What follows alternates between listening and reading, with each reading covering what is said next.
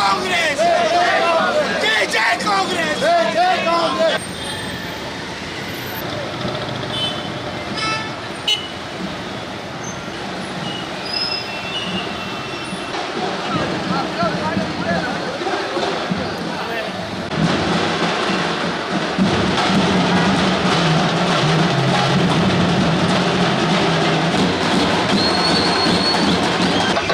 ಮೇ 10ರಂದು ನಡೆಯುವ ಚುನಾವಣೆಯಲ್ಲಿ ಪಕ್ಷಕ್ಕೆ ಸ್ವಾತಂತ್ರ್ಯವನ್ನು ತಂದುಕೊಟ್ಟ ರಾಷ್ಟ್ರೀಯ ಪಕ್ಷ ದಿವಂಗತ ಇವರ ಆದರ್ಶದಲ್ಲಿ